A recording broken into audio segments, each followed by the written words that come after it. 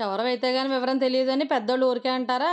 ఏళ్ల తరబడి chemical products అన్ని వాడి జుట్టంతా ఊడి బట్టతల అయిపోతుంటే గానీ తెలియలేదు నేచురల్ ప్రొడక్ట్స్ అయితేనే 100% రిజల్ట్ వస్తాయని. తనకు కావాల్సిన హెర్బల్స్ అన్ని తనే పండించి వాటితోనే తయారు చేసిన పద్మావతి ఆర్గానిక్స్ అని ఒక మహిళా రైతు చేసే హెర్బల్ హెయిర్ ఆయిల్ని అప్పుడే బట్టతల వస్తున్న ఒక ఎన్ఆర్ఐ వాడి జుట్టు వచ్చింది అని చెప్పిన వీడియో కూడా చూసి నమ్మలేదు నేను. ఆ వీడియో లాస్ట్లో పెడతాను, వీడియో స్కిప్ చేయకుండా చూడండి. నేను కూడా పద్మావతి ఆర్గానిక్స్ వాళ్ళ దగ్గర herbal hair oil shampoo powder తెప్పించుకొని 3 నెలలు వాడిన తర్వాత చెప్తున్నాను, చాలా బాగుంది. ఎప్పుడు అసలు తలకి నూనె రాసుకొని మా వారు కూడా వాడుతున్నారు.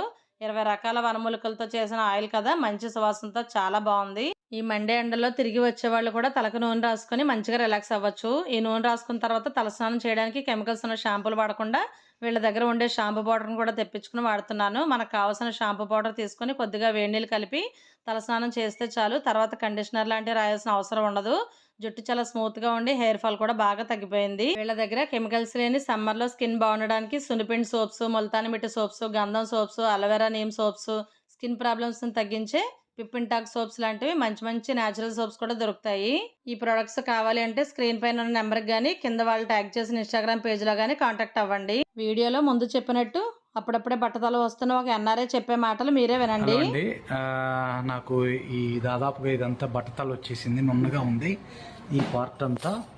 సో ఒక 20 డేస్ నుంచి నేను జుట్టు మొత్తం గుండు కొట్టేసుకొని డెర్మో రోలర్ యూస్ చేసి ఇటు వెనక్కి ఇటు సైడ్కి ఎట్లా 2 సార్లు రోలర్ యూస్ చేసి ఆ తర్వాత మేడం గారు ఇచ్చిన హెర్బల్ ఆయిల్ బాగా పావు గంట సేపు రోజు మసాజ్ పట్టించాను.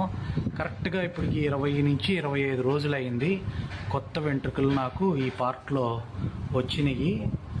నేను వేరే దేశంలో ఉంటాను, మళ్ళీ అవసరం అవుతుందని చెప్పి రెండోసారి వచ్చి మేడం గారి దగ్గర మళ్ళీ ఆయిల్ కొనుక్కోవడానికి వచ్చాను.